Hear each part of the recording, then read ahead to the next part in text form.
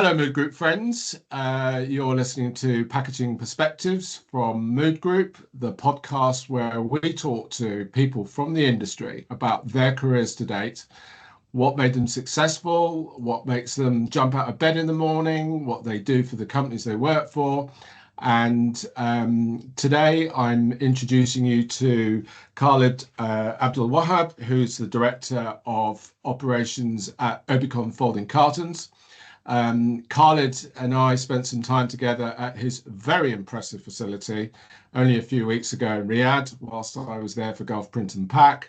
And Khaled's got an amazing career story, which I said to him as soon as he told me, we've got to share this with our audience, Khaled.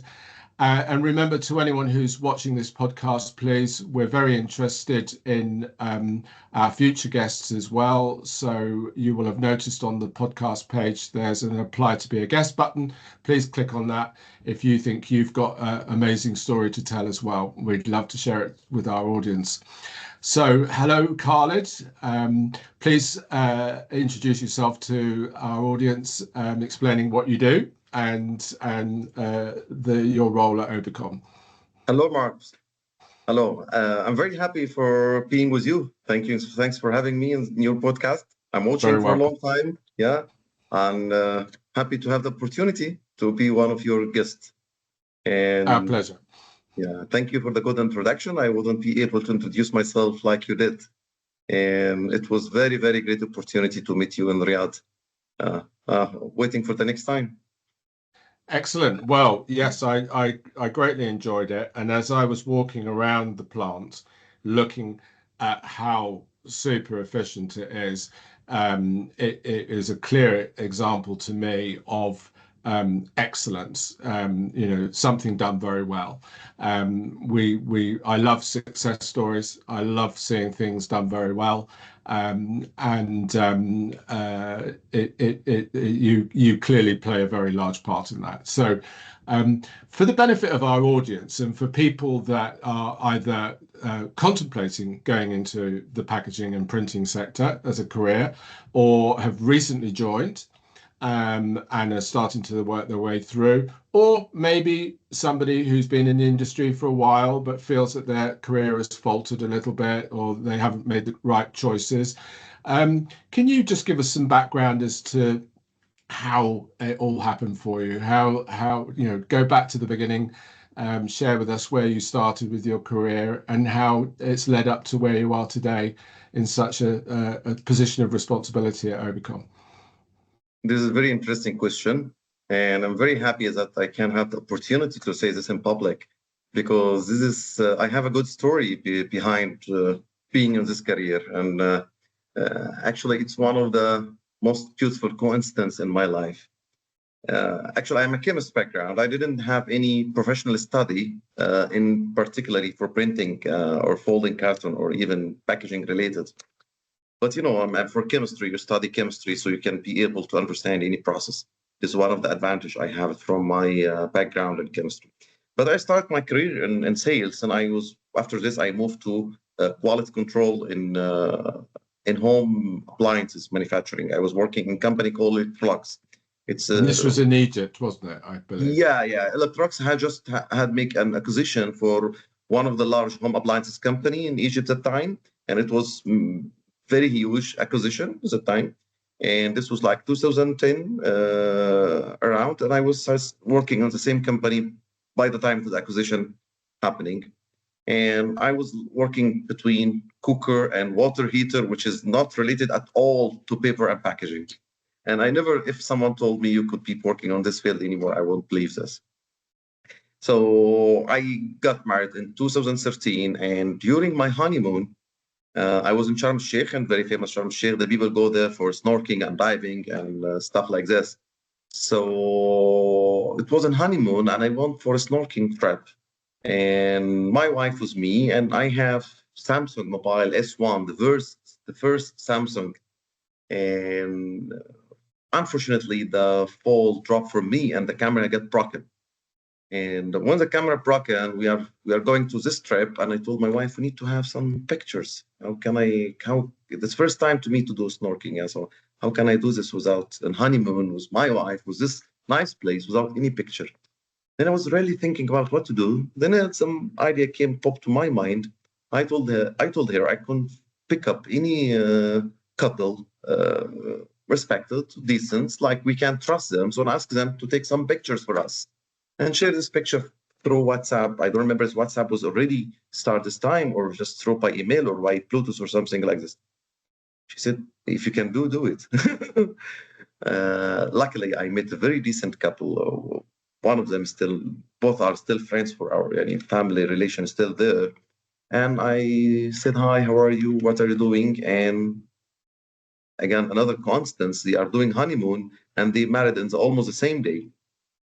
Then I went to go to the trip, and while we are in the booth, I told him, could you please just give me some pictures of my wife and share this picture with me by email or by WhatsApp? He said, yeah, okay, most welcome. Then we take each other numbers and we take emails from each other. And he asked me what you're working. I told him I'm working as a quality manager in Electrolux. He said, what is this job? He said, yeah, we are doing hot water heater, cooker, stuff like this.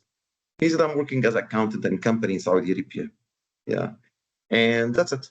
We didn't have too much connection. And after 3-4 months, I was surprised from a call from him. He said, our GM is looking for a quality manager for our company. And I remember you're working as a quality manager. Would you like to meet him?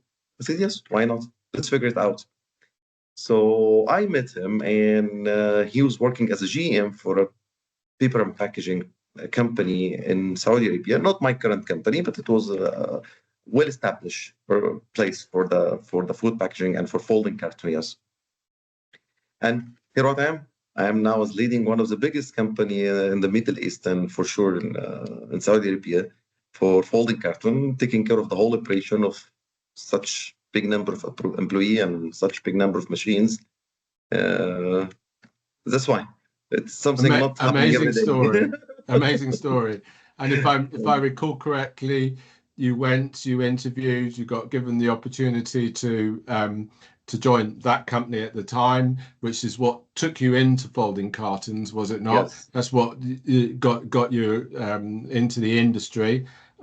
We often say about this industry, once you're in, the industry doesn't let you go. It's the wonderful world of packaging and print.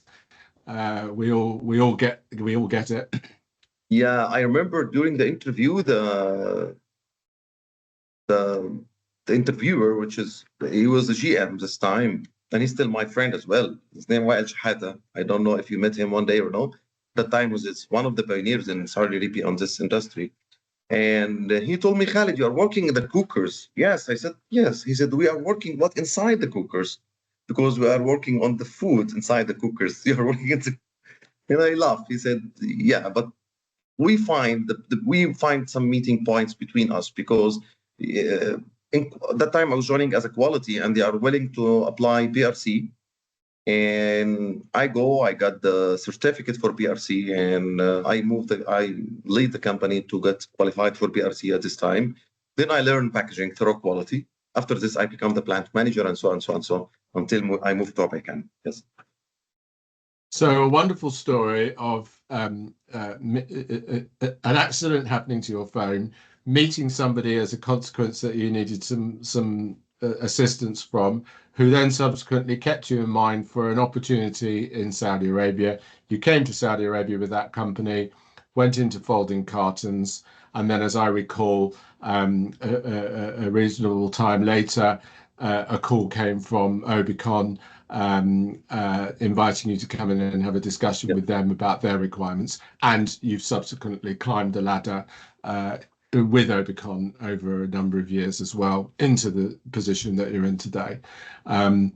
If you were to be thinking of your younger self, and you were thinking of giving advice back to yourself or to others that are in similar situations, what would you have any pearls of wisdom? Would you say always do this, always do that, or what's contributed to your success, Khaled? Yeah, there are two things. One is general. I need to say it in general about the ability to get adapted in different technology, in different place, in different process, in different culture. Yeah, because one of the challenge I faced when I came here, I found new country, new cultures, new industry. So everything was strange for me. I came to Saudi Arabia to work with industry. I never have any information about it before. This is like more than 12 years ago or 13 years ago. And that time I was really, really, really, I don't even know there is something called printing. So I always tell my friends, when you see, I don't like to put product in front of the camera for the marketing, but when you see one product on the shelf and you see very nice packaging and you just buy it because you like it, you never imagine what is process behind this bag. You never imagine how much creativity has been put in place to produce this packaging. You like the biscuit and you take it in your car. So that time I don't know most of this, like most of the normal consumers. So I just joined, but the ability to get adapted, it's play a big role to be on my position right today. Because if I got panic and I couldn't cope, I couldn't understand the process, I could understand the technology, I couldn't put my nose in every single problem to understand how this happened, I won't be able to learn more and more, then I won't be able to lead in this company or my role right now. This in general about adaptability. But in particular about printing, I really am advising many people to give a good focus on this industry. This is really industry of art. And yes, art could be like an hobby or gift, but also it can be industry. And if you need to see where is the industry of art, it's in packaging and printing. Because I can tell you one very small example how this is art can be industrialized. When we are printing a box for chicken, for example, and I'm printing a chicken box. So when we go to the machine and I found the operator and the quality guy, they are just somehow hesitated. Is it right quality or no? Then I used to tell them, you look to the chicken. If it looks tasty, that means it's a good color. If it's not tasty, that means the black is more. So it's usually it's not more. Or if it looks like dull or more yellow, so it looks like rotten. So there is a relation between the color and the industry and the taste and this. And this is, I didn't remember in my mind, or I don't know up to my knowledge, there is another industry can have this process and machine with the art, like the printing and packaging. Yeah. It's a very good point. A very good point. Yeah, that picture is going to compel people to want it or not, as the case may be. And especially when it comes down, as you say, to food items, you want people to want to buy it. Yeah. Most of the consumer, when he picks something from the shelf, he didn't realize he picked it for the color. But I can tell you a big percentage from the people who picking some product from the shelf, he got it for the color, but he didn't realize this. There's a lot of science in it, isn't there, in terms of, as you say, the original design, the imagery, the design, then some of the embellishments, which I think I know Obeikan have the ability to add on to the sheet, which make things more prominent or stand out more, whether it's a spot varnish or some embossing, or maybe to make it look more VIP, you might have some gold leaf or something like that, depending on the sector that the packaging's for. And then even the choice of the material, depending on the nature of the product, whether it's a material that is very sustainable and very environmental, if the products inside are orientated around that. On that subject matter, Khaled, it was very evident to me when I was in your factory that you're doing things in a very 21st century way. I know that Obeikan is its own good example of a smart factory, which is another part of the Obeikan Group business, helping people automate their factories and make their factories more efficient. So can you share, without giving any trade secrets away, sort of some of the things that you feel that you're doing that are very smart and very innovative and things that perhaps other people maybe haven't thought of? There is no secret for this. Everything is on LinkedIn, and everyone working on this field, on anyone in Saudi Arabia, he can realize what's Obeikan rule on the digital transformation. And we start this journey really before a lot of people or a lot of companies in Saudi Arabia. Our name is well known in this field. We have our Obeikan digital solution, and it's having a lot of more, maybe 14 platforms or application is working now in the market for our companies and for other companies as well. But I'm not the best person to talk about this application, but I can discuss about my process because I can also assume we are unique in this. So my machine is all connected with a digital platform that I can, by one click, I can understand everything about my machine on time. And we have a lot of tools and application to utilize this data and to get insight from the data. And now we are working in AI tools to let the machine react more smarter using this insight and using this data. Yeah, and very soon you will hear about something related to our company, and we will be proud of it. Yes, and for sure we are usually Obeikan because our name is in packaging is well known, and our customer expectation is bigger always with us. So the customer expecting from Obeikan what he might not expect from others, from the quality, from the lead time, from the speed, from the being up to date. And most of our customers are key player on the market. So in order to achieve and fulfill this requirement for our customer, we have to keep always up to date. So starting from the process itself, from the board and from the pre-press, from press, from die cutting, from packaging, until the transfer, even for sales process, even for the communication, for everything is getting automated. And we are feeling the fruit of this because our customer can just request the order and get it within very, very, very short time comparing to others. And that's what we are trying to compete ourselves to be always our edge on the market. And I suppose your ability to do your job well is enhanced and helped by the fact that you've got all these tools at your disposal. You're only as good as the sometimes you're only as good as the technology that you have, and the fact that you can do predictions and forward planning and avoid downtime and all sorts of things and maximize the use of the assets through smart processes must be amazing. It must have transformed your job as well. Yeah, exactly. There is no doubt about this because when we have the right tool, it's helped you to make a bigger achievement comparing when you don't have the tool at all. So yes, I can assume we have the tools that will make our responsibility more and more because if you have these tools and I'm not using and you're not achieving what you have to achieve, so it will be a big question for everyone.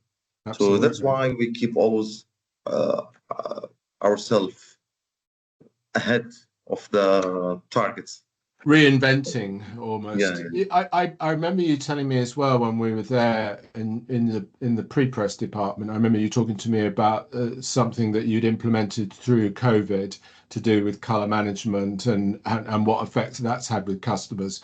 Do you have time to talk a little bit about that as well? I have time, and it's really interesting story, and I'm trying to say it very quickly because of the audience. So yes, this was another challenge we faced. And because we are the first company implemented color management in Saudi Arabia. I know color management is well known in Europe, but in Saudi Arabia was not yet stable, I can say, by this time. And we signed the contract, but then the COVID came and the engineer couldn't come to make the installation for the system. And the system is a little bit comprehensive, and because there is a machine installation has to be installed. There is a hardware and there is a software and there is a training and there is assessment for printing machine and there is troubleshooting. And so it's comprehensive. It's many software, like 5-6 software and a lot of hardware. They have to work together to make the simulation for the printing. Okay. And that time we receive all the hardware, but the engineer cannot come for the COVID. And we are delaying months after months, but there is a business need when you have to implement. And there was a proposal to be a project manager for this project and to do everything online, through online. And if you remember at that time, before COVID, online call was not that much efficient comparing for what we have right now. So yeah, I open my mobile every day, 12 hours or 16 hours, 14 hours. Yeah, this wire, this button, this machine, this ruler. Yeah, I click here, I like this until really, I learned a lot of implementing this. And we face all the music that my supplier could face. I face it myself because I'm the one should educating the operator. But I was lucky. I have very good team. I have very experienced team. I have very support from the top management. I have the resources needed. I have the momentum to get this happen. That's why we succeed. And we drive the change on the local markets. And I can tell you now, after our implementation, more than 5 or 6 or 7 companies, you can count, as go through the same projects. Yeah, and I remember you telling me a story about, was it not, is my recollection right, about a customer whose colors had drifted so far away from what they were supposed to be that when you came along and produced them correctly, you were having an issue with the client. Were you? But this is very big brand, by the way. It's a very big brand, and we are producing this item for him more than 15 or 20 years. And one day he was claiming the quality variants on the shelf. There's a lot of different quality on the shelf, and sometimes printed from the same supplier, and sometimes printed from the different supplier. So how comes the yellow is not the yellow, the blue is not the blue? So then I told him, please visit me. There is a problem. You approve every time you give a wrong different approval. So he said, how come? I said, come and show you. Then I told him, see this, see this, see this. You sign all of this, but it's not identical, not similar, because we don't have the right target. Then he said, how come? Then I print for him the original file. And anyone in printing field, you will understand what I'm saying very clear. And when I print original file, you see, this is your original color. This is what you have right today on the shelf. They are not saying. You pay a lot of money to get this file. And at the end, you get this. He shocked, really, he shocked. And he asked me to print all the original files and take sample from all the products. And he take it to the marketing head, global marketing head. And he said, we have to make change, phase in, phase out. We have to change all the design in hand and follow the original file.